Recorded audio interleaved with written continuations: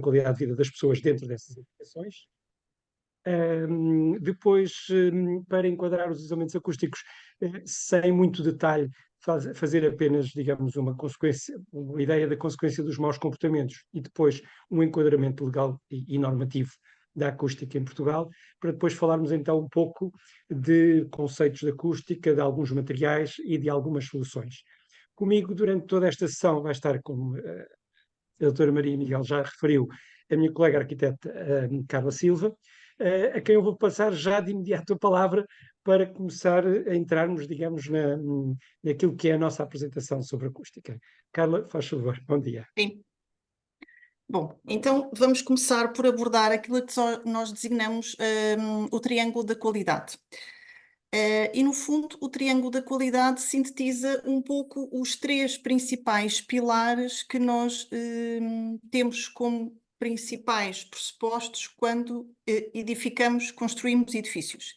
E são eles, portanto, ser um espaço de abrigo, portanto, um local de abrigo, um local de conforto e um local de vida social, para, no fundo, darem cumprimento ao que nós vamos ver no slide seguinte. Estes três pressupostos, no fundo, permitem garantir, no âmbito de um local de abrigo, que o edifício tenha as adequadas condições de salubridade, e quando falamos em salubridade, estamos essencialmente a abordar as temáticas de impermeabilização, que já abordámos na primeira sessão deste conjunto de webinars, bem como as condições de qualidade do ar. Do outro ponto de vista, portanto, do ponto de vista do conforto, estamos essencialmente a falar de conforto térmico, e aí estamos essencialmente a abordar as questões de soluções de isolamento térmico dos vários tipos de envolventes, sejam opacas, transparentes, dos edifícios, portanto, a forma como todas elas são isoladas para garantir aquilo que nós chamamos o nosso conforto térmico. E também não podemos esquecer, e é sobre hoje que vamos nos debruçar sobre este pilar, o terceiro pilar, que é no fundo o conforto acústico, que está mais relacionado com aquilo que nós designamos um edifício que é também espaço da nossa vida social. E é precisamente aqui que nos vamos debruçar. Portanto, o conforto acústico está intimamente relacionado com as questões de isolamento e acondicionamento acústico.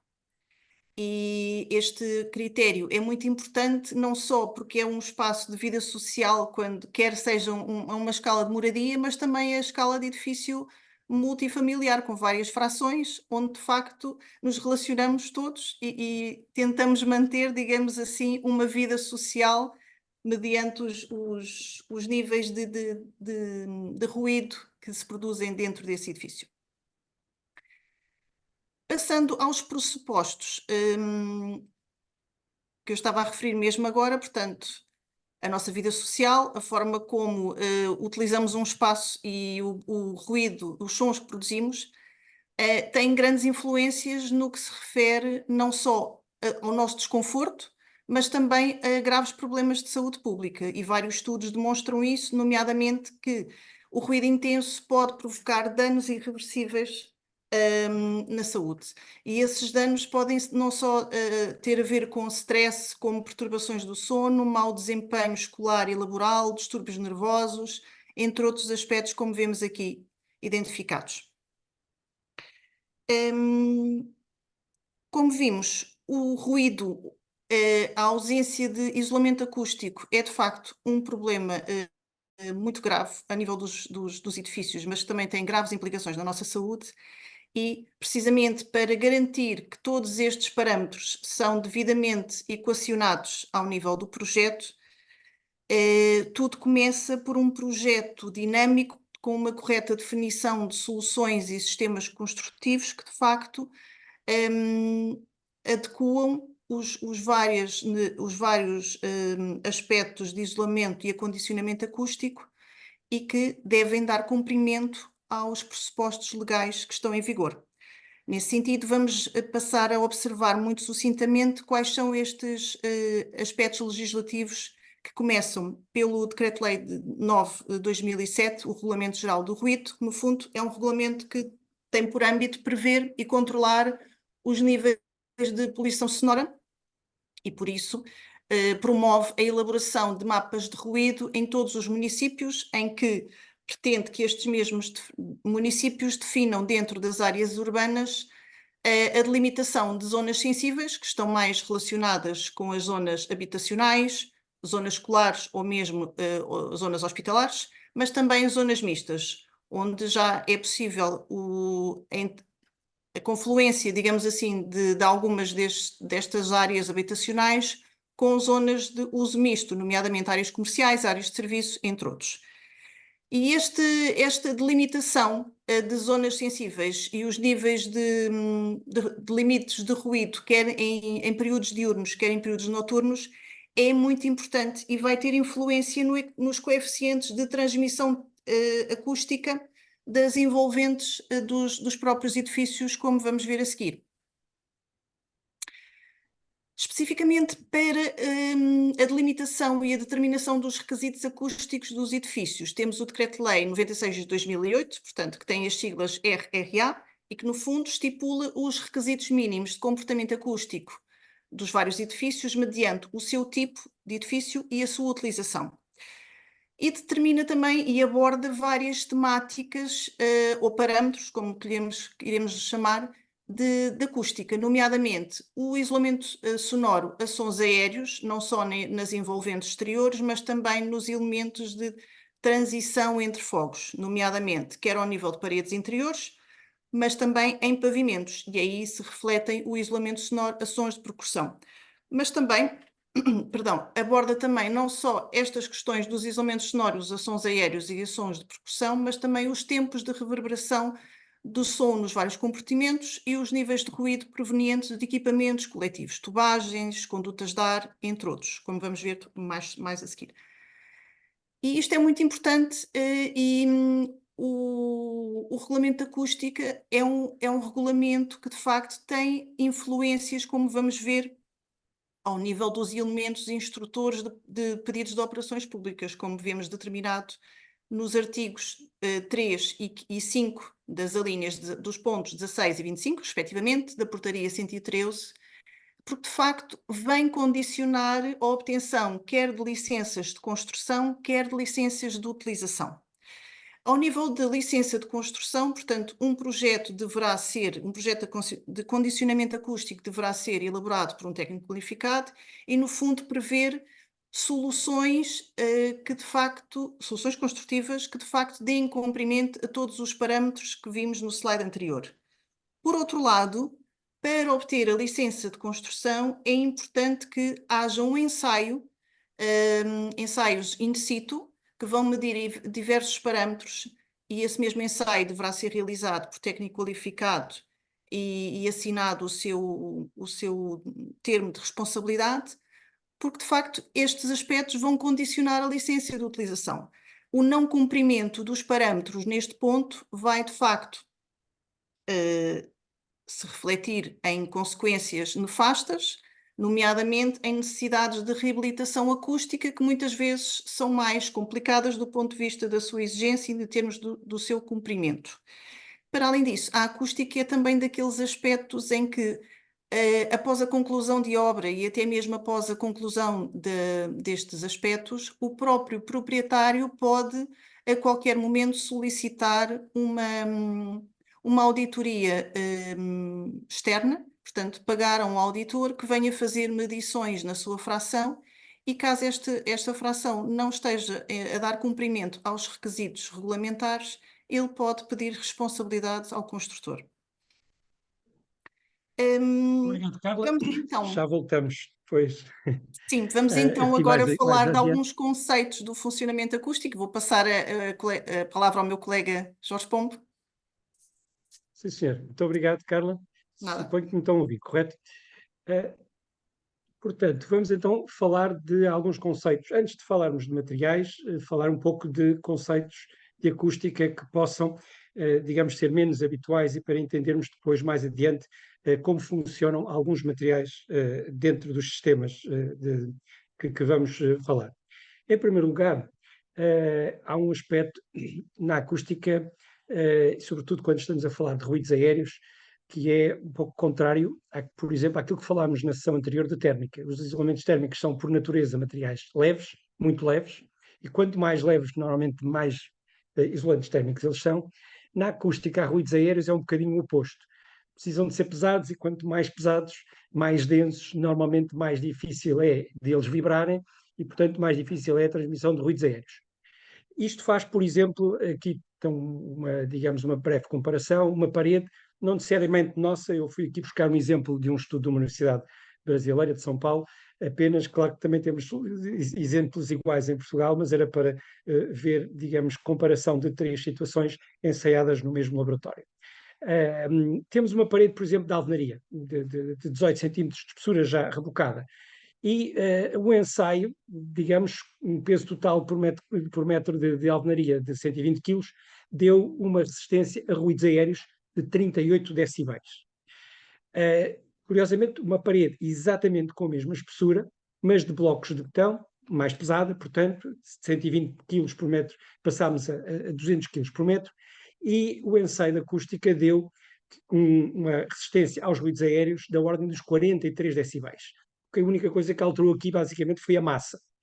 Curiosamente, quando a seguir pegamos numa parede de tabiques leves, uma parede de gesso cartonado, com, digamos, uma caixa de ar no meio, em que a parede, até com um bocadinho menos de espessura, digamos, em vez de 18 passou para 12 centímetros, com muito menos peso, digamos, passámos para 42 quilos em vez de 200, por exemplo, na parede de blocos de betão, e curiosamente o resultado do isolamento acústico a ruídos aéreos foi de 50 decibéis.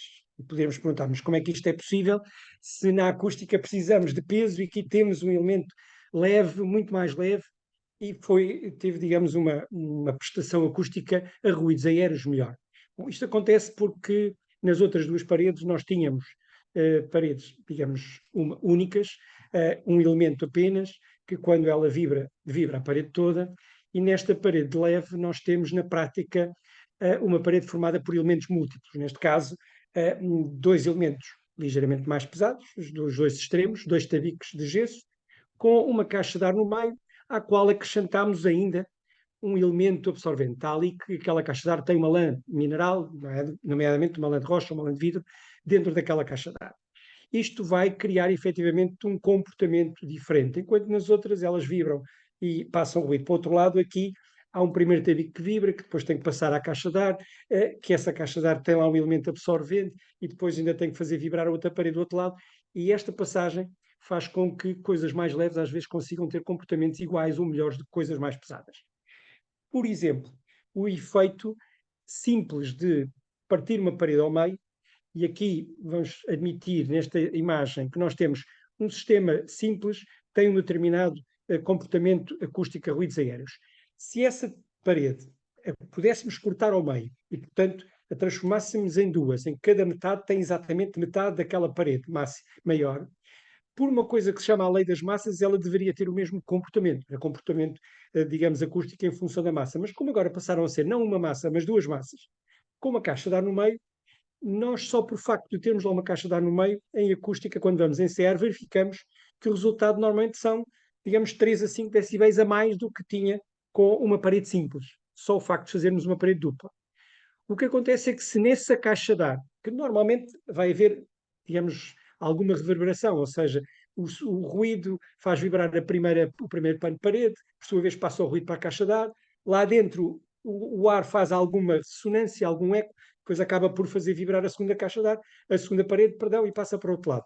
Se nós nessa caixa de ar colocarmos um material absorvente, no slide seguinte já falo um pouco mais sobre isso, esse material absorvente vai diminuir aquela reverberação que falei há pouco, vai fazer com que aquela caixa de ar não seja uma caixa de ressonância simples. E então vamos ver que a melhoria, quando medimos o comportamento acústico dessa parede, em vez de 3 a 5 decibéis, até melhora 6 a 9 decibéis em relação àquilo que era a primeira parede maciça única.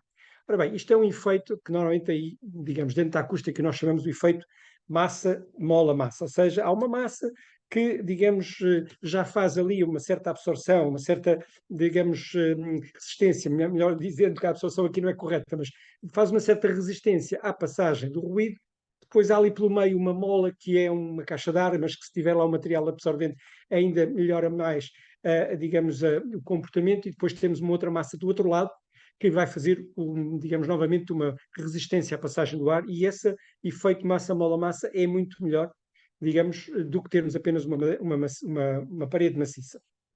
Esse efeito, digamos, da massa-mola-massa, e agora, digamos, para podermos entender digamos, o comportamento dos materiais que estão ali naquela parede que tem dois tabicos pesados e depois um elemento que eu chamei absorvente lá no meio, podemos ver como é que os materiais se comportam do ponto de vista da acústica. Quando há digamos, um meio de origem de som, vamos lhe chamar aqui, digamos, um meio incidente ou uma energia incidente, uma energia sonora que vai contra uma parede, vamos lhe chamar assim, contra um elemento. Esse ruído vai naturalmente fazer vibrar essa parede. Uma parte do ruído é logo refletido. E é refletido quanto mais lisa aquela parede for, mais, digamos, digamos, essa parede faz ali de, vamos chamar assim mais uma vez, eu utilizo aqui às vezes alguns termos menos técnicos, mas para ajudar a perceberem. Faz um pouco de espelho ao som, ou seja, o som, uma parte dele é refletido para trás. Ao ser refletido, quer dizer que menos entra na parede, menos chega ao outro lado. Daquele que entra na parede, já é a diferença entre aquele que incidiu e aquele que refletiu, há uma parte que se vai dissipar dentro do material. E aí essa parte, essa dissipação, tem muito a ver com a massa, digamos, que lá está dentro, porque no fundo vai, ao tentar vibrar aquela parede, digamos, se ela for mais pesada, vai ter mais dificuldade, vai se dissipar, vai perder, digamos, alguma energia que vai se dissipar naquela parede. Também, se nós tivermos ali elementos, digamos, que confundem um pouco o som ali dentro, que às vezes materiais mais viscoelásticos, por exemplo, podem vibrar, mas não necessariamente chegar a essa vibração à parte de fora, também, digamos, dissipa um pouco a energia. E depois há sempre alguma energia que chega ao outro lado, e portanto essa é a energia transmitida, é o som que passa para o outro lado. O que acontece aqui, já vimos que materiais pesados dissipam mais, portanto passam menos energia, são mais resistentes à passagem do ruído aéreo, mas também refletem bastante. Quer dizer que para o lado, digamos, da origem, fazem algum eco. Os elementos absorventes têm uma particularidade, é que refletem pouco. O absorvente vem exatamente, o som entra todo lá para dentro e não refletem som cá para fora. É claro que se eles forem muito leves, ele entra lá para dentro, mas também chega facilmente ao outro lado, dissipa-se pouco, digamos, consome pouca energia sonora e, portanto, há pouca dissipação, quer dizer que há muita transmissão. Quer dizer que uma lã muito leve, por exemplo, e se for fininha, embora absorva tudo, também passa a transmitir toda para o outro lado. Precisamos eventualmente de uma lã às vezes mais pesada para que ela dissipe pouco, perdão, que ela reflita pouco, portanto absorva o máximo possível, mas depois consiga dissipar alguma coisa e que não passe tudo para o outro lado. Ou então que tenha uma espessura maior, que naturalmente entre massa e espessura pode haver ali um contraponto de ela conseguir dissipar mais e transmitir menos para o outro lado. Estamos aqui a chegar a um ponto de que materiais pesados são bons, ao ruídos aéreos, e quando temos caixas de ar, materiais absorventes podem evitar que haja lá ressonância e, portanto, haja também menos passagem para o outro lado. Ora bem, em termos de materiais absorventes, já fui aqui falando, lãs minerais, lãs de vidro, lãs de rocha. Quando são um pouco mais densas, podem transmitir menos e, portanto, compensar, digamos, um pouco, digamos, ser também, além de absorventes, um pouco resistentes, mas nunca são muito resistentes, fazem mais o papel de absorventes. Como materiais isolantes, além do betão, além das alvenarias pesadas, quando nós vamos para a tabicaria leve e quando vamos para a construção nova, ou uma construção mais moderna, que queremos que seja mais fina e não tão pesada, começamos a ter problemas de acústica. Podemos, no entanto, compensar esses materiais pesados, nomeadamente alvenarias pesadas e grossas, betão pesado e grosso, por materiais, digamos, finos, mas ainda assim com uma densidade elevada e com alguma viscoelasticidade que, digamos, permite compensar o menor peso num tabique leve. Veremos mais adiante alguns exemplos de situações de sistemas com estas mantas pesadas, vamos chamar assim. Portanto, nós nos elementos de envolvente teremos naturalmente materiais tradicionais pesados, que são bons a ruídos aéreos, materiais leves mas absorventes, que podem ser bons para diminuir a reverberação dentro de uma caixa de ar e melhorar o comportamento em elementos múltiplos, ou termos em construção nova mantas pesadas que podem, de alguma forma, compensar a leveza desses mesmos tabiques novos e leves. Vamos então falar um pouco mais então de soluções de ruído, de isolamento acústico, e estamos sempre aqui a falar de ruídos aéreos. Já falamos de outro tipo de ruídos mais adiante. Ora bem, há pouco a minha colega Carla comentou-vos que o regulamento pede algumas características de comportamento acústico da envolvente do edifício. Quando estamos a falar de ruídos aéreos, estamos a falar de termos ruído de um lado e o elemento divisório, seja uma parede, seja um pavimento, um teto, deve transmitir para o outro lado menos do que uma determinada quantidade de ruído.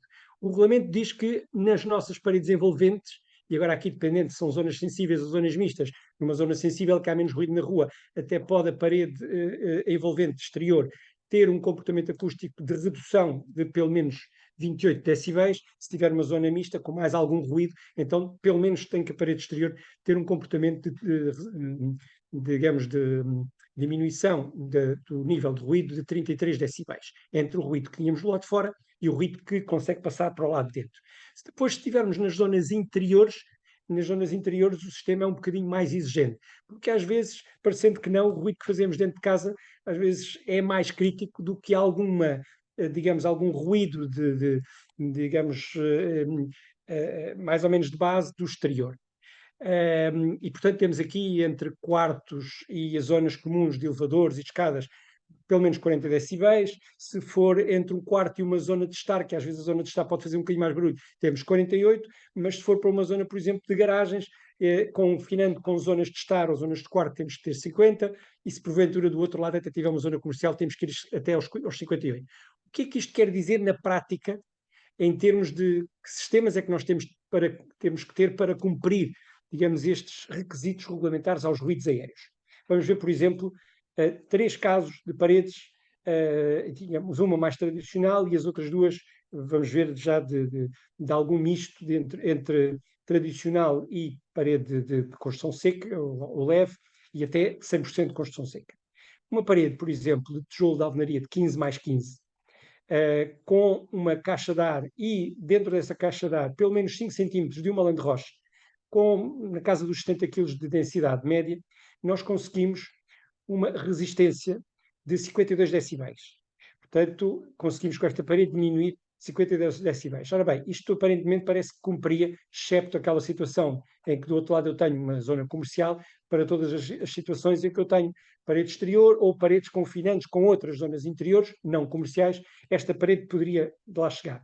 Curiosamente, se eu de um dos lados tiver não uma segunda parede pesada, mas tiver um tabique leve, pode ser, por exemplo, já existe a parede e agora vou ter que reabilitar, vou reabilitar, por exemplo, com tabique leve para ocupar menos espaço. Curiosamente, eu aqui até consegui um bocadinho mais, mas vamos dizer que depende às vezes dos ensaios, isto está mais ou menos ao mesmo nível. Com uma parede de gesso cartonado e uma lã de rocha no meio, às vezes consigo o mesmo que uma parede pesada de 15 centímetros. Isto pode também parecer um pouco anormal. Deixem-me explicar que às vezes estas coisas acontecem por uma razão que também é típica na acústica. É que enquanto, por exemplo, para termos uma comparação, na térmica passa calor, e calor é calor, na acústica passam frequências sonoras muito diferentes. Desde as altas frequências, que são normalmente os sons agudos, até muito baixas frequências, que são normalmente os sons graves, e depois ali frequências médias, curiosamente aquelas que o nosso ouvido consegue ouvir mais, não é? Sabemos que alguns animais especiais conseguem ouvir frequências muito baixas, como os elefantes, por exemplo, ou alguns animais mais pequenos e alguns domésticos, como os cães, conseguem ouvir frequências muito elevadas que nós próprios não conseguimos ouvir, portanto não nos farão grande perturbação ao nosso ouvido, e às vezes as frequências médias podem ser mais críticas. De qualquer forma, os materiais comportam-se de forma diferente nas diferentes frequências. Por exemplo, a parede de alvenaria de 15 pode ser muito boa para uma determinada frequência, enquanto que o gesso cartonado pode ser boa, e é com certeza para outras referências, para outras frequências, perdão. E a conjugação de vários elementos diferentes que se comportam de forma complementar, a isolar as várias frequências sonoras, podem às vezes no total, porque estas resistências, quando falamos aqui de 53 decibéis, já é uma resistência ponderada de várias frequências, vai dar um comportamento geral até melhor do que às vezes duas paredes exatamente iguais, com um elemento, com uma caixa de ar no meio. Daí a razão pela qual nós temos uma parede com um tabique mais leve e que afinal deu igual à outra, que tinha dois tabiques exatamente iguais, de 15 de um lado e 15 do outro, rebocada de um lado e do outro, e que acabavam por depois, se calhar, ter falhas em algum tipo de frequência sonora. Depois até vemos do outro lado, do lado esquerdo, um tabique leve com, digamos, gesso cartonado de um lado e do outro, isolamento térmico no meio, e andamos ali quase na mesma ordem, digamos, de isolamento total, embora um bocadinho inferior, por causa da questão do termos dois tabicos. Ora bem, isto podia dizer, estas soluções cumprem, como vimos ali, todas aquelas situações de paredes interiores e de paredes exteriores. Bom, podem cumprir ou podem não cumprir. E aqui o podem não cumprir tem a ver com uma coisa, digamos, parece pequenina, mas que faz muita diferença. Quando olham para cima, onde nós colocamos ali as referências regulamentares, aparece lá uma sigla que é um D, DNTW. O D tem a ver com a medida, que é o nível sonoro que é medido por um microfone, de um lado da divisória, relativamente a um ruído que é feito do outro lado da divisória, no edifício efetivamente construído. Isto quer dizer que mede o som que passa por aquela parede, mas atenção, mede também uma coisa que se chamam transmissões, que são, vamos chamar marginais, por outros lados, digamos, laterais, ou seja, o som passa pela parede, mas também pode, e eu aqui vou andar um bocadinho para a frente, depois já volto atrás, nós temos ali uma parede entre dois espaços, um espaço emissor e o espaço receptor, e em construção, digamos, para já em laboratório, nós temos no laboratório aquela parede feita num local em que não só transmite som, mesmo pela parede. Não há hipótese de transmitir por mais lado nenhum. Mas na construção ele transmite-se pelo teto, e que o próprio teto vibra e vai acabar por fazer alguma transmissão para o outro lado. Há transmissão para a parede, a própria parede faz vibrar o teto, e às vezes há condutas de ar-condicionado que são terríveis, mas também às vezes simples condutas de água, e às vezes até pequenas cabelagens elétricas também servem de passagem de ruído, aquilo que chamamos de ruído marginal. Ora bem, voltando lá atrás, nós tínhamos o regulamento exige-nos comportamentos do edifício, em que mede tudo, o que passa na parede e o que passa pelas transmissões marginais. Enquanto que nós medimos estas paredes em laboratório, nós atribuímos uma resistência que é aquela que só passa pela parede. Podemos dizer, porque é que eu não tenho também estas paredes e com os Ds das paredes? Bom, cada prédio é um prédio diferente, cada edifício é um edifício diferente, nenhum fabricante, nenhum ensaio pode dar um valor de uma parede real no edifício. Dá a parede sozinha. Pois, no edifício, ela será melhor ou pior em função, nomeadamente, do resto do edifício. Daquilo que serão, por exemplo, a quantidade de transmissões marginais e, nomeadamente, se nós fomos capazes até de diminuir, por exemplo, algumas destas transmissões marginais ou não. O que é que fizemos para diminuir também essas transmissões marginais, para que aquilo que eu tenho em laboratório de uma parede, depois no edifício ande lá o mais próximo possível. E posso-vos dizer que quanto mais eficaz é uma parede, mais sensível é o edifício às transmissões marginais. Por exemplo, se eu tiver uma parede muito má, e aqui estamos novamente a ver, digamos que eu tenho do lado esquerdo aquilo que acontece em laboratório, que eu tenho ali um corte acústico para além da parede que não permite nenhuma transmissão marginal, enquanto em obra eu tenho aquelas transmissões marginais todas. Muitos estudos, desde, digamos, o ITE8 do LNEC, enfim, depois confirmado e adicionado por mais algumas simplificações, nós verificamos que se a parede que estamos a medir ela é muito má, enfim, as transmissões marginais são um pouco críticas, porque já passa tanto ruído pela parede que mais um bocadinho que passa pela transmissão marginal nem sequer é sentida. E, portanto, as transmissões marginais numa parede, por exemplo, que seja inferior a 35 decibéis, é desprezível, digamos, essa transmissão marginal. Mas atenção, se a parede já for ali dentro daqueles parâmetros regulamentares entre os 35 e os 45 decibéis de resistência a ruídos aéreos, é bom no final, se não fizermos nada para melhorar as transmissões marginais ou para as diminuir, eu devo, digamos, ter ali um coeficiente de segurança de reduzir a minha parede 3 decibéis, porque na prática em obra provavelmente ela vai fazer menos 3 do que aquilo que eu queria.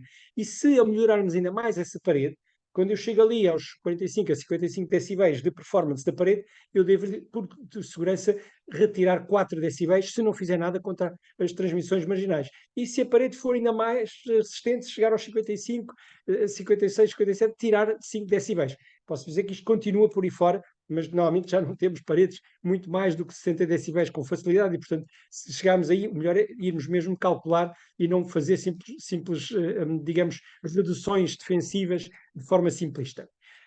Para termos uma ideia, e aqui voltando um pouco às paredes anteriores, aquelas paredes anteriores que andavam ali nos 50, 52, 53 decibéis, que podíamos dizer, bom, dariam para qualquer situação num edifício residencial, excluindo aquela parte do comércio, na prática pode não ser assim. Porque uma parede de 50 decibéis eu tenho que lhe tirar 4 se não fizer nada nas transmissões marginais. E já não chega. E depois eu posso ter uma situação de uma parede que até deveria cumprir, e depois quando chegam ao edifício, quando fazemos ensaios, afinal aquilo não cumpre.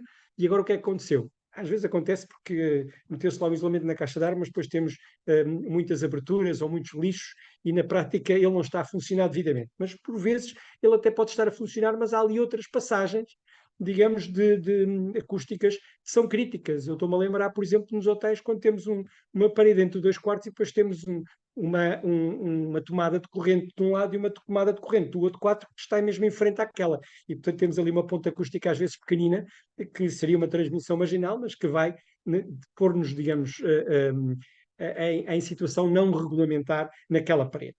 Ora bem, isto é aquilo que acontece. Agora, como eu estava a dizer, devemos considerar a possibilidade de melhoria. E agora vou pedir aqui ajuda novamente à Carla para vermos que melhorias é que podemos fazer esses dois níveis, transmissões marginais e melhoria da própria parede em si. Carla, dou-te a palavra. E começando pela solução de melhoria, para tentar, no fundo, reduzir alguns níveis de transmissões marginais, podemos começar, por exemplo, por incorporar elementos de corte acústico na base, nos topos ou laterais das paredes, sempre que for possível. E algumas destas soluções passam, por exemplo, pela colocação de bandas de membrana bituminosa, no fundo um material viscoelástico que vai, no fundo, prever esse pequeno corte acústico nas extremidades destes elementos, como eu referi, sempre que for possível. No caso de construções secas, nomeadamente tabiques leves, suportados por perfis metálicos, podemos também colocar bandas resilientes, como vemos aqui na imagem, no encosto de todos estes perfis, mais uma vez, no encosto destes perfis com pavimentos, paredes ou tetos. Portanto, todos os elementos intersticiais destes tabiques leves, podemos também colocar estas bandas resilientes, mais uma vez, para ajudar a reduzir as transmissões marginais. Em sistemas de fixações de tetos falsos, podemos também incorporar sistemas de fixação com atenuadores de vibração, que por sua vez também vão contribuir para esta redução marginal nestes elementos. E no caso de condutas, sejam elas condutas de fluidos, esgotos, entre outros, ou condutas de ar, para, no fundo, reduzir os níveis de ruído de turbinas, por exemplo, poderemos colocar atenuadores acústicos nestes mesmos elementos. Passando a algumas soluções de melhoria com a incorporação de membranas pesadas em soluções de tabiques leves. E para melhorar a forma como estes elementos, os tabiques leves, no fundo, vibram, alterar um pouco a vibração destas soluções, podemos incorporar membranas viscoelásticas para, no fundo, aportar massa e densidade a este tipo de tabiques leves. O que vemos aqui são um conjunto de ensaios em tabiques leves que foram levados a cabo com a incorporação desta membrana bituminosa viscoelástica, a membrana hiperacústico, agregada a elementos absorçores de lãs minerais. Como se recordam, nós vimos anteriormente um slide na parte que foi apresentada pelo engenheiro Jorge Pombo, em que víamos distintas soluções de tabiques. Portanto, vimos um tabique leve e depois víamos duas soluções de tabiques de alvenaria, com níveis de resistência entre 51 e 53 decibéis. aqui já vemos um pouco o incremento, digamos assim, que a incorporação de uma membrana viscoelástica entre dois painéis de gesso cartonado e as diferentes espessuras e densidades de lãs minerais aportam a cada uma destas soluções que vemos aqui. Portanto, no primeiro caso, temos um índice de redução acústica de 57 decibéis, que vemos aqui do lado esquerdo. Portanto, temos um painel de gesso cartonado, uma lã de rocha com 50 mm de espessura e uma densidade de 70 kg por metro cúbico.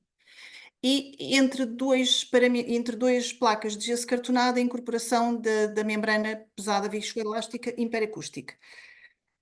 Do lado central, portanto, temos o aumento da espessura, portanto, no ensaio que vemos aqui no meio, temos um aumento da espessura de 50 para 65, mas a diminuição da sua densidade, portanto, não melhoramos assim substancialmente, só melhoramos 1 decibel. E no último caso, do lado direito, temos a incorporação de uma lã mineral com um aumento substancial de espessura e mantemos a mesma a densidade de 18 kg por metro cúbico. O que vemos aqui são 3 exemplos de que, se estivermos perante índices do isolamento acústico a ruídos aéreos entre fogos, portanto, quer em zonas interiores ou zonas comuns, e tendo em consideração os valores de transmissão marginal de 5 decibéis, estaríamos a dar cumprimento à grande maioria das situações, à exceção de uma transição de zona residencial para zona de comércio, serviços ou indústria. E aqui neste caso, por exemplo, para o último exemplo que vemos do lado direito, para dar cumprimento aos 58 decibéis, teríamos que ter um RW de 63 decibéis e por isso seria importante de uma das faces deste tabique ter uma solução de parede de alvenaria. No fundo, conseguir equilibrar, digamos assim, o comportamento acústico desta solução global. Posto isto, vamos então passar à abordagem de outro tipo de ruídos, nomeadamente os ruídos de impacto, e passo mais uma vez a palavra ao engenheiro Jorge Pombo. Muito obrigado, Carla. Portanto, já agora só chega, portanto, eu penso que todos perceberam, mas só reforço, quando se aumentou nos 3 casos anteriores, eu volto aqui, quando se aumentou a espessura da lã e se diminuiu a sua densidade, verificamos que a densidade também é importante na lã, como dizíamos no princípio, e portanto as duas coisas são importantes. No mais à direita, com menos densidade, mas com muito mais espessura, neste caso mais 4,2 cm de espessura, conseguimos até compensar a redução da densidade da lã mineral, mas na solução do meio, mesmo com 1,5 cm ou mais de espessura, mas porque se diminuiu a densidade, o resultado foi pior. Portanto, atenção, uma lã mineral com mais densidade é melhor, mas com mais espessura pode ser ainda melhor, depende da espessura. Pronto, às vezes surge-nos essa da dúvida, eu tenho aqui uma lã de 40 kg, o que é que eu, digamos, perco se eu colocar a lã de 40 kg com mais 50% de espessura, mas com menos densidade? Se calhar não chega, se calhar se duplicar a espessura, então já posso diminuir a densidade a menos de metade. Se eu acrescentar só mais 1 centímetro, se calhar o melhor é optar por manter a densidade elevada da lã mineral. Isto era, digamos, a última chega em relação aos ruídos aéreos. Vamos agora passar a um outro tipo de ruídos, que são os ruídos de impacto. Primeiro, um aspecto importante, nos ruídos aéreos, nós temos uma divisória, digamos, e fazemos uma origem de som nessa divisória, e ela vai passar para todas as divisórias que são contíguas a essa de forma direta, ou seja, vão fazer vibrar as paredes, os tetos e os pavimentos, e portanto os compartimentos que vão sentir mais esse ruído são os compartimentos imediatamente adjacentes àquele onde está a origem do som. No caso da percussão, os ruídos de impacto, nós temos uma particularidade, é que quando nós fazemos vibrar uma estrutura, essa vibração pode, digamos, manter-se ou alongar-se a áreas mais afastadas daquela que é a origem do som. E aqui entra, digamos, em linha um aspecto importante também do ponto de vista da densidade dos materiais. Enquanto que para os ruídos aéreos, quanto mais densos forem os materiais, à partida, mais resistentes eles são à passagem do ruído aéreo, e isso, portanto, paredes pesadas é bom, o betão, por exemplo, é bom nos ruídos aéreos. Já no caso da percussão, quanto mais densos esses materiais forem, normalmente mais longe levam, digamos, a sua vibração. E, portanto, mais eles transmitem os sons de percussão. Isso faz com que, efetivamente, o betão, que é tão bom do ponto de vista de ruídos aéreos, seja tão mau do ponto de vista das percussões. O outro aspecto é que nós, quando temos nos ruídos aéreos a origem no som, para isolar esse som, nós vamos isolar, digamos, aquela caixa, como se fosse uma caixa, eu vou isolar aquela caixa e mais ou menos não há uma diferença muito grande em colocar o isolamento, por exemplo, se estivermos a falar do teto, colocar no teto ou colocar por cima do teto no pavimento. Já no caso dos ruídos de percussão, o som está a transmitir-se na própria estrutura. E a partir do momento em que ele faz vibrar a estrutura, ele é muito crítico. E já não conseguimos, digamos, pará-lo, a não ser que na origem eu não deixo que o som passe da estrutura para o ar que eu tenho dentro do compartimento. Isso era muito difícil. Então eu devo isolar no ponto de origem. E aí faz muita diferença nos sons de percussão estar a isolar, por exemplo, por cima do pavimento onde se dá a percussão, ou no teto onde não se dá a percussão já se deu no parte de cima. Isto porque aqui, aquilo que há pouco falámos em transmissões marginais, aqui são, digamos, são o core, digamos, da transmissão. Na percussão, tudo é transmissão marginal. Eu faço um som, ele passa diretamente de laje para baixo, mas ele passa em muita quantidade para as paredes e também chega-nos ao compartimento de baixo através das paredes, como chega ao compartimento de cima através das paredes também. Eu faço um ruído de impacto no pavimento, ele transmite-se à parede, a parede transmite tanto para baixo como para cima como para o lado. Ora bem, este é o princípio, digamos, para termos presente em termos de ruídos de impacto e que vai, digamos, ter que ser tomado em conta na forma como nós vamos depois combater estes ruídos de impacto. Primeiro, o que é que diz o nosso regulamento? O regulamento também aqui impõe, naturalmente, índices de transmissão dos ruídos de impacto. A única dificuldade aqui é que, digamos, o ruído de impacto não é medir o ruído em cima e depois vir medi-lo em baixo, porque em cima eu não consigo medir o ruído de impacto. Eu já estou a medir quando faço digamos, quando, por exemplo, bato com o martelo no chão, e se eu for medir no piso onde estou a bater com o martelo, eu estou a medir o efeito desse ruído de impacto no som desse compartimento. Mas lá embaixo eu quero medir o efeito desse ruído do martelo a bater no chão, não o som aéreo que esse martelar que criou no piso de cima e que depois se transmite também como ruído aéreo. Não, eu quero medir o efeito no piso de baixo daquele bater com o martelo, por exemplo. Quando eu digo com o martelo, é uma forma de dizer bater com a cadeira, bater com qualquer elemento rígido no chão. O que o regulamento faz para nós termos aqui um elemento de referência é um equipamento standardizado, no fundo é um equipamento com os martelinhos standardizados que vão bater no nosso pavimento e que vão fazer um determinado tipo de ruído standard e que depois nós vamos meter o microfone na parte de baixo, vamos medir e em zonas residenciais, entre, digamos, uma zona residencial para outra zona residencial, eu tenho que não medir em baixo mais do que 60 decibéis de ruído resultante daquele martelar dos martelinhos no piso de cima. Quando tivermos zonas comerciais, a questão aí é um pouco mais, digamos, crítica e eu até tenho que ter uma laje capaz de resistir a não passar para baixo mais do que 50 decibéis. Ora bem, para vocês terem uma ideia, uma laje normal de betão, se não tiver nenhum tratamento, por exemplo, há uma laje padronizada que já vamos ver a seguir, serve de padrão para os ensaios, digamos, quando vamos fazer ensaios de várias soluções acústicas a ruídos de impacto, uma solução padronizada de betão de 14 cm, uma laje teria, digamos, um nível de ruído de impacto na ordem dos 80 decibéis. Portanto, muito acima daquilo que o regulamento podia permitir. Portanto, qualquer laje não tratada acusticamente está muito longe de cumprir o regulamento. Já agora, naquilo que eu dizia há pouco, se, digamos, eu tenho uma casa em que eu tenho aqui um problema de ruídos de impacto, eu ouço muitos ruídos de impacto do andar de cima, mas é um edifício já existente, normalmente quem se queixa, que é a pessoa de baixo, é aquela que está mais disponível para fazer intervenção. pode fazer intervenção na sua divisão, e na sua divisão quer dizer fazer intervenção no teto. Isto, no ponto de vista dos ruídos aéreos, seria altamente eficaz, mas do ponto de vista dos ruídos acústicos, de ruídos de impacto, tem uma eficácia mais débil. Por exemplo, aquilo que seria normal, colocarmos um teto falso de gesso cartonado e uma lã de rocha, por exemplo, de 5 centímetros, aqui estamos a pôr 40 kg de densidade, mas se colocássemos 60 ou 70 seria um bocadinho melhor, mas ainda assim poderia não lá chegar.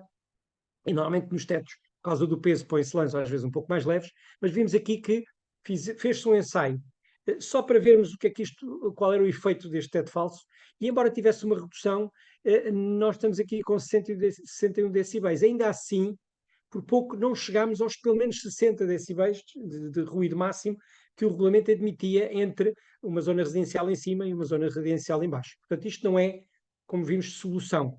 Eu diria, mais vale tentar convencer o vizinho de cima a fazer obras, nem que a gente às vezes tenha que pagar parte dessas obras. Mas é evidente que não é, às vezes, só uma questão de dinheiro, às vezes é também uma questão de incómodo e não pode não ser de todo fácil convencer o vizinho, mas é importante termos em atenção. Podemos não conseguir chegar lá, ou então temos que fazer soluções muito mais complexas. Porquê? Porque a partir do momento em que a laje começa a vibrar, ela não passa só pelo teto. Essa laje passa a vibração para a parede e a própria parede também nos vai fazer chegar ruídos cá em baixo. Quer dizer que, se eu quiser ter um efeito muito eficaz, eu tinha que estar a isolar o teto, mas se calhar também tinha que isolar as paredes e a coisa passava a ser muito mais complexa. Vamos ver então que soluções que são mais eficazes para reduzirmos efetivamente os ruídos de impacto num pavimento. Aqui é relativamente típica a solução e relativamente simples também, que é simples quando estamos a falar de construção nova, nomeadamente, que é a colocação de um material resiliente. E aqui nos materiais resilientes já temos isolamentos acústicos leves, porque aqui o que interessa é ser resiliente, é que não passa a vibração para a laje do ruído que fazemos por cima. Digamos que materiais resilientes, estamos, por exemplo, aqui na presença de dois, uma manta, por exemplo, uma manta que tem um granulado de cortiça aglutinado por uma face bituminosa, ou, digamos, uma espuma plástica que, digamos, pela sua resiliência, será também um bom isolamento acústico a ruídos de impacto. Mas como é que ela se coloca para ser eficaz? A forma mais eficaz é nós colocarmos esta manta resiliente na nossa laje, ainda, digamos, chamada em bruto, em tosco, e que depois as camadas de betonilha que normalmente servem de regularização e de enchimento, porque às vezes há ali tubagens, que essa camada de regularização, essa betonilha, venha já por cima desta manta resiliente. Isto porque, ao fazermos ruídos de impacto no acabamento final, ele começa logo por se dissipar essa energia nesta, vamos chamar, nesta laje flutuante, ou nesta lajeta flutuante de betonilha que está por cima deste elemento resiliente. E que é mais eficaz desta forma do que pôr este elemento resiliente, por exemplo, só debaixo de uma camada de madeira, daquilo que nós vulgarmente conhecemos aí como um pavimento flutuante de madeira. Cuidado que aí, quando eu fizer um toque, eu não tenho quase dissipação, eu tenho um efeito imediato desse impacto nesta lâmina resiliente e ainda assim pode haver alguma passagem pontual para baixo. Se ela tiver a manta resiliente lá mais abaixo, numa betonilha mais pesada, há alguma dissipação, o que chega lá abaixo já não é impacto pontual, mas é um impacto mais distribuído e a manta resiliente consegue ser muito mais eficaz. Depois é importante que esta manta resiliente cubra qualquer passagem, digamos, marginal, ou seja, a betonilha que está por cima dela não pode, essa betonilha, tocar na parede, se não está ela a passar ruídos de impacto para a parede. Assim como se houver atravessamentos dessa betonilha por uma canalização, essa canalização deve estar envolvida por essa manta resiliente, de modo a que a própria canalização não seja ela uma passagem de ruídos de vibração, de ruídos de impacto, para a laje em baixo. Portanto, isto é, digamos, a forma mais eficaz de passarmos, de conseguirmos obter valores que cumprem o regulamento. Já agora, vão ver a seguir, e eu já vou passar a palavra à minha colega para vos mostrar soluções que cumprem o regulamento e algumas melhoram em função, por exemplo, de nós termos na face superior materiais, digamos, menos transmissores ou mais resilientes. Por exemplo, se eu tiver uma alcatifa, a alcatifa sozinha já pode permitir cumprir o regulamento. Mas cuidado, é porque se nós considerarmos a alcatifa e não colocarmos lá mais nada por baixo, Hoje o apartamento tem uma alcatifa, amanhã o dono daquele apartamento não gosta da alcatifa e tira, põe lá uma madeira ou põe lá outra coisa qualquer, acabou-se o isolamento acústico. E o vizinho de baixo vai se queixar muito a partir daí. Se nós tivermos uma solução destas, digamos que é à prova de renovação de pavimentos no futuro. Quer dizer, nós podemos mudar o revestimento do pavimento, que o comportamento acústico está garantido na mesma. E vamos ver então algumas soluções de ensaios feitos com este tipo de soluções. Carla, passo-te a palavra para Sim. poderes explicar aqui Vamos alguns ver então resultados. vários ensaios que resultam em várias melhorias, que mantêm sempre a mesma solução de isolamento acústico, com membrana resiliente, já agora uma membrana betuminosa, como vimos atrás, uma membrana betuminosa com revestimento granulado de cortiça na face inferior, portanto o produto Imperson, mas que vamos ver como é que os distintos tipos de revestimento final têm influência nos níveis de redução acústica aos ruídos de impacto. O elemento padrão em cada um destes ensaios é uma laje de betão de 14 cm de espessura que, sem qualquer tipo de tratamento acústico, tem um nível de ruído de impacto de 80 decibéis, como vemos aqui mencionado na imagem. Começamos pelo tipo de revestimento final, que no fundo é um mosaico cerâmico sobre betonilha armada. Portanto, vemos um nível de redução acústica de 28 decibéis. Se passarmos para o ensaio seguinte, com o revestimento de tacos de madeira, portanto, já vemos que o material tem um comportamento, uma transmissão diferente em termos de absorção acústica, portanto, tivemos uma melhoria de 2 decibéis, portanto, passámos de 22 para 24 com um revestimento final em tacos de madeira, igualmente sobre betonilha armada.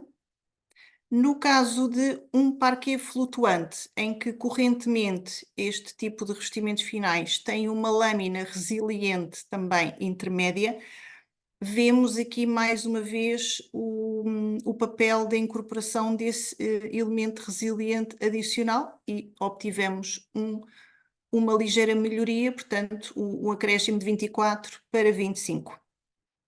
E por último, como o engenheiro Jorge Pombo estava a referir, com um tipo de revestimento final de alcatifa, sendo a solução, em termos de ensaio, com melhor comportamento de redução acústica, temos um valor de melhoria de 27 decibéis, face à solução padrão de 80 decibéis, mas que de facto estará dependente da manutenção deste tipo de revestimento final, para no fundo garantirmos este nível de comportamento acústico aos ruídos de impacto, se este tipo de revestimento se for mantido. Portanto, sempre que houver uma reabilitação ou alteração do tipo de revestimento final, mais uma vez estamos a colocar em causa todos os pressupostos das camadas que foram aqui tidas em conta no projeto, digamos assim. Estes são, no fundo, exemplos de ensaios e valores padronizados nestes ensaios para a incorporação de membranas resilientes, mas podemos também ter outro tipo de soluções, como já foi referido anteriormente pelo engenheiro Jorge Pombo, nomeadamente espumas plásticas leves, resilientes, como é o caso do produto que vemos aqui embaixo na imagem, Imper Impact, em que, apesar de não termos demonstrado ensaios para este tipo de incorporação de isolamento acústico, verificamos que, mesmo existindo diferentes espessuras para este material, nomeadamente em termos de espessuras de 5 ou 10 milímetros, poderemos obter melhorias entre 21 e 24 decibéis. Portanto, um pouco próximos, digamos assim, com o material de membrana betuminosa com granulado de cortiça que vimos nos vários ensaios. Por último, passo mais uma vez a palavra ao meu colega para abordarmos um outro tipo de ruídos que diz respeito aos equipamentos coletivos.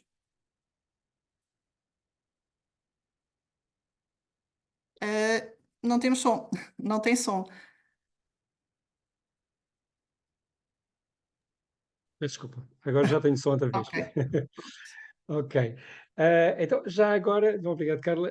Antes ainda de passar a equipamentos, queria só referir, como viram nos slides anteriores, todas aquelas soluções chegavam ali, a melhor chegava a 54 decibéis, ou seja, muito próximo até de quase dar para zonas comerciais.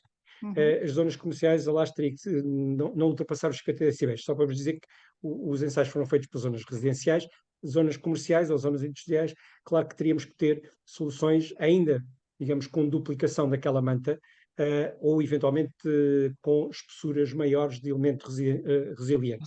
Para conseguirmos coisas de 50 decibéis, temos que eventualmente num produto simples, por exemplo, uma lã de rocha, teríamos a fazer também como resiliente, termos pelo menos espessuras na ordem dos 4 centímetros, e ali estávamos a falar de elementos simples, de elementos com 5 milímetros, e vemos ali que aquela espuma plástica no máximo de 10 milímetros. Se quisermos mais, claro que temos que depois aumentar as espessuras.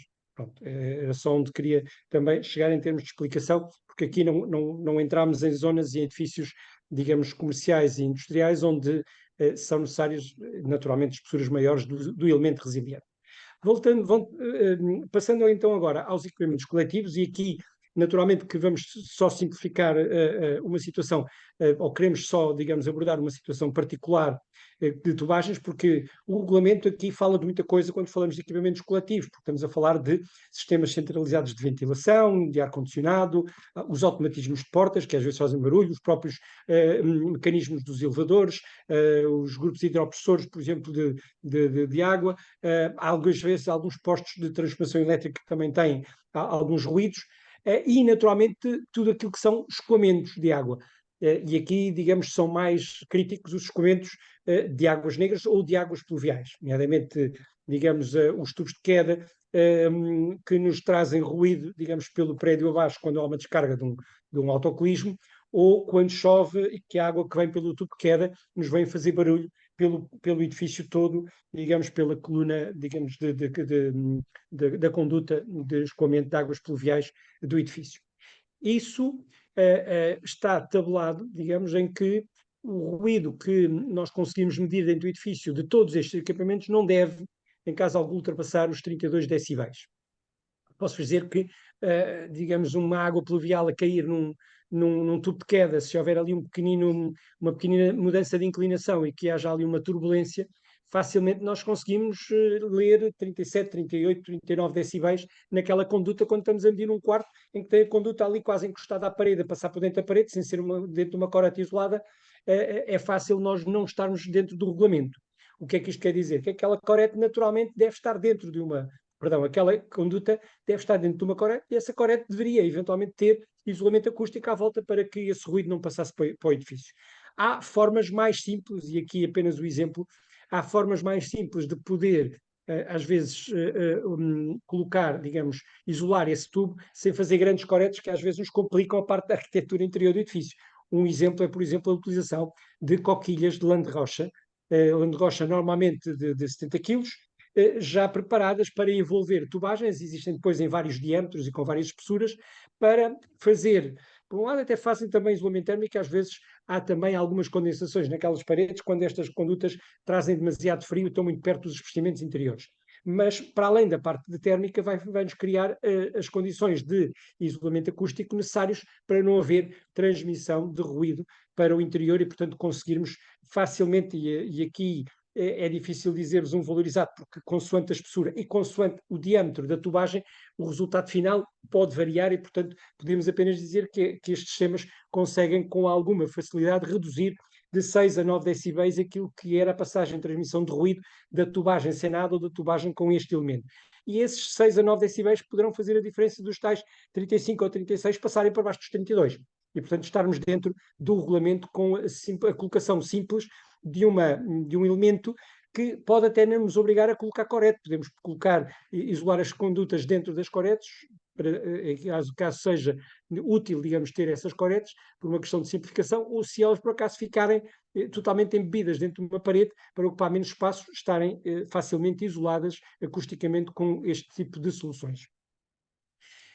Para terminarmos, a fazer aqui só, digamos, um apanhado daquilo que falámos. Portanto, falámos aqui de ruídos aéreos, em que vimos que é importante a massa e a quantidade, a densidade dos materiais, mas que podemos, em alternativa, ter, digamos, uma compensação por colocar paredes múltiplas e, portanto, tirar partido do tal efeito massa-mola-massa e colocar elementos absorventes dentro da caixa de ar e colocarmos elementos de alguma forma pesados nos tabiques leves, utilizando, por exemplo, as mantas pesadas. Já agora, um aspecto que não falámos aqui, que tudo aquilo que falámos aqui em termos de paredes, o som aéreo, o som transmite-se em todas as direções, 360 graus à nossa volta, em linha reta em todas as direções. O que quer dizer que a forma como o som aéreo se transmite através da parede também se transmite através do teto e do pavimento. Falámos aqui dos pavimentos por causa dos ruídos de impacto, que é onde é mais crítico, isto porque uma laje de betão sozinha, sem mais nada, a ruídos aéreos, já anda nos 45 decibéis e, portanto, a laje de betão a ruídos aéreos já mais ou menos quase que nos faz tudo, e quando em cima dessa laje de betão ainda colocamos mais, digamos, betonilhas de revestimento, betonilhas de enchimento, perdão, e revestimentos interiores, a laje a ruídos aéreos não é normalmente um problema, a não ser que seja uma construção muito leve, e aí sim é um problema e temos que considerar os isolamentos acústicos nas lajes leves em construção leve, nomeadamente, mas dizia eu aquilo que os princípios e resultados para a parede são exatamente os mesmos para a cobertura. O que quer dizer que um teto falso e uma lã de rocha no teto é altamente eficaz para reduzir a transmissão de ruídos aéreos, digamos, através, digamos, das lajes de piso. Portanto, aqui, em termos de ruídos aéreos, é densidade, elementos absorventes em caixa de ar e, eventualmente, membranas pesadas, e que estamos a ver aqui nesta linha a lã de rocha, digamos, normalmente não revestida em ambas as faces, e as mantas viscoelásticas que aparecem aqui com a designação interacústica seriam boas soluções.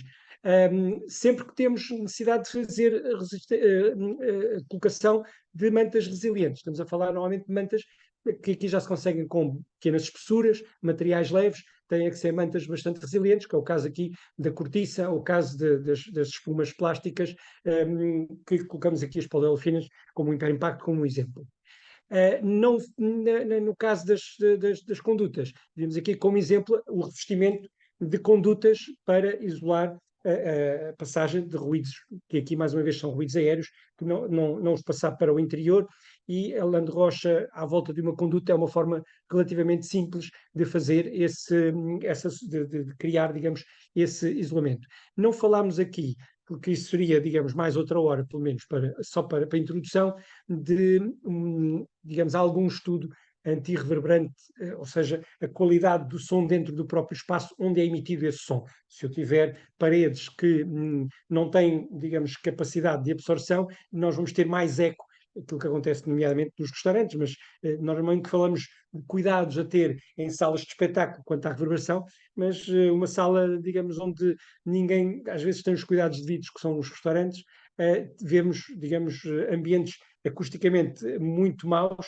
exatamente porque não houve cuidado de colocar alguns elementos absorventes. Claro que elementos absorventes até pode ser os cortinados, até pode ser alguns estofos mais absorventes, mas tetos, por exemplo, perfurados e com um elemento absorvente por cima desse teto perfurado, também faz esse efeito. Aqui, só para, digamos, referir materiais que depois são necessários, não basta ter só lá o teto perfurado, é preciso depois ter um elemento absorvente por cima dele. As lãs de rocha, neste caso, com digamos, um véu, normalmente é preto para não se ver, mas também pode ser branco, um véu por cima, um véu, digamos, numa das faces dessa lã de rocha, colocada do outro lado desse elemento perfurado, folha de gesso cartonado, pode ser uma madeira perfurada, também nos vai dar aqui algum apor de melhoria do comportamento acústico dentro da própria divisão onde é feito o ruído e, portanto, diminuir a reverberação e o eco dentro das salas.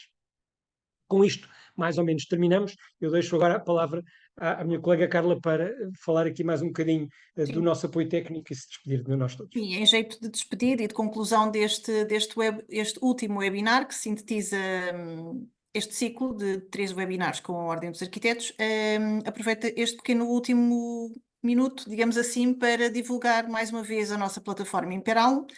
É uma plataforma que está agregada ao nosso website e que, no fundo, sintetiza os principais meios de acesso, quer ao contacto direto connosco, seja por chamada telefónica, videochamada ou agendamento de reunião presencial, Tem também uma plataforma interativa no apoio à pesquisa das soluções técnicas mais adequadas, quer ao nível de impermeabilização, quer de isolamento térmico e acústico.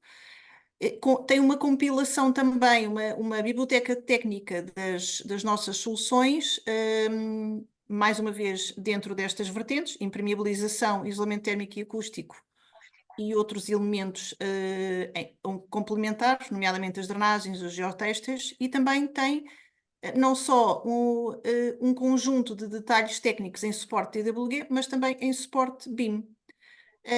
Lá poderão aceder também aos nossos contactos, como eu referi, e resta-me desejar-vos agora um bom período de debate com as vossas questões. Muito Estamos bem, então à vossa então disposição. é isso. Já temos aqui algumas questões. Vamos começar aqui pela primeira. Na melhoria acústica de uma parede existente com com a colocação de uma placa de gesso adicional, podemos aplicar a manta pesada logo aderida à parede? Ora bem, eu peço desculpa que estava aqui a tentar tirar aqui o meu Na melhoria ecrã, mas acústica de uma parede existente, com colocação de uma placa de gesso adicional, podemos aplicar a manta pesada logo aderida à parede atual? ora bem, não seria o mais eficaz. Peço desculpa, só queria confirmar antes disto se porventura eu consegui retirar aqui a apresentação ou não. Não, mas Acho que não, pois não. está Não, ótimo. ainda se vê. Não, mas Ainda se vê. está Deixa eu ver se perfeito. está a passar Não há aqui. problema. Está ótimo. Ok. Ehm, eu vou tentar pôr, pôr aqui de outra forma, a ver se Não, mas conseguia. está bom assim, engenheiro, que eu já resolvi aqui em termos de layout da gravação. Está Ok, ótimo. Obrigada. pronto. Ora bem, respondendo então à questão, vamos lá ver. As mantas pesadas vão ser mais eficazes quando estão agregadas, encostadas a um elemento em que tem algum déficit de densidade. Isto quer dizer que quando nós encostamos uma manta pesada ao gesso cartonado, o gesso cartonado num tabique duplo, o efeito de acrescentar um novo tabique a uma parede é um efeito que anda entre 1 a 7 decibéis a mais, dependendo da diferença de densidade do segundo tabique face ao primeiro. Se eu a esse segundo tabique lhe acrescento mais peso, ele vai melhorar significativamente o resultado que eu tinha anteriormente. Mas se eu a um tabique já muito pesado lhe acrescentar um pouco mais de peso, eu só vou estar a ganhar alguma coisa pelo facto daquela membrana, para além de pesada, ser viscoelástica. Porque em relação ao seu peso, ele vai aumentar muito pouco o peso daquele tabique. E, portanto, naquele elemento, ele não vai ter grande efeito. Ele terá muito mais efeito se o encostarmos à parte leve. Tá bem? Dentro daquele efeito, se lembrarmos do massa, mola, massa, eu tenho uma massa pesada, tenho uma mola e tenho uma outra massa leve. Se eu aumentar essa massa leve, se eu aumentar o peso dessa massa leve, eu tenho um efeito muito mais eficaz do que aumentar um bocadinho onde ela já era muito pesada. Portanto, a manta pesada não deve ser encostada nunca à parede de betão, nem à parede de alvenaria, mas sim agarrada ao gesso cartonado, nomeadamente. Ou, quando diz o gesso cartonado, podia lá ter um forro de madeira, encostá-lo ao forro de madeira, onde ele é leve. Tá bem? Aí seria mais eficaz. Muito bem. Outra questão. Portanto, as placas de lã de rocha devem preencher ao máximo a caixa de ar ou devem deixar ainda um espaço vazio? Ora bem, a caixa de ar sozinha é um elemento de reverberação e, portanto, às vezes pode fazer o efeito não muito positivo. Mas desde que eu tenha lá um elemento absorvente, uma lã de rocha, as caixas de ar são efetivamente muito positivas. Portanto, ter um elemento rígido, ter uma caixa de ar, depois ter o elemento absorvente, que é a lã de rocha, depois ter outra caixa de ar e outro elemento rígido, é mais eficaz do que ter a caixa de ar totalmente preenchida e ter a lã de rocha comprimida, digamos, entre os dois elementos rígidos, porque aí há uma passagem de vibração mais imediata para o elemento do lã de rocha. Enquanto que se nós tivermos uma caixa de ar, há ali algum efeito de passagem mais dificultado do som e, portanto, é mais eficaz se nós tivermos uma caixa de ar. Também é mais eficaz se a caixa de ar for maior, mas às vezes, se dividirmos a caixa de ar entre antes da lã e depois da lã, pode ser mais eficaz do que ter lã só de um lado. Às vezes, em termos construtivos, pode não ser tão fácil, mas em tabicos leves isso acontece com alguma facilidade. Eu ter um elemento, uma estrutura central em que coloco as placas nessa estrutura central e depois consigo ter ali uma pequena caixa de ar para um lado e para o outro. Se a caixa de ar for muito pequena, dessa forma, então mais vale ter uma caixa de ar grande de um dos lados e ter a lã encostada ao outro lado. O que é importante é que ela, digamos, preencha a totalidade dos espaços, já agora. Está bem? Caixa de ar aberta e ter, isto já na térmica é mau, na acústica ainda é pior. Termos, digamos, aberturas na lã e eu ter o ruído que está numa caixa de ar a passar para outra caixa de ar sem ter que passar pela lã, porque eu tenho ali uma abertura, é aquele velho princípio de que eu tenho a porta fechada, consigo não ouvir barulho, abre ali apenas 1 centímetro da porta e já estou a ouvir a conversa toda do corredor. A ponta acústica é muito crítica e, portanto, o isolamento acústico deve ser colocado com a forma mais contínua possível, com o menos de interrupção, mínimo de interrupção possível. Muito bem. Não sei se há mais alguma questão que queiram fazer até diretamente, aproveitando aqui, termos aqui as duas pessoas responsáveis, não é? É uma oportunidade. Não sei. Parece-me que não há aqui mais nenhuma questão. Nós iremos partilhar os contactos, como habitualmente, e também a apresentação e os slides que foram aqui apresentados, eventualmente com mais alguma informação técnica, como fizemos nas edições anteriores. E não sei se não houver assim mais nada a acrescentar, resta-me agradecer a presença de todos. E passar a palavra aos à empresa que apresenta este conteúdo tão importante para a Ordem, Engenheiro Jorge Muito Pombo. obrigado. Muito Obrigada. obrigado, doutora Maria Miguel. Para nós foi muito gratificante, foi sempre um prazer esta partilha de informação. Agradecemos naturalmente toda a organização da Ordem dos Arquitetos e para nós é muito gratificante também termos o nível de audiência que tivemos. Espero que tenha sido também útil para todos.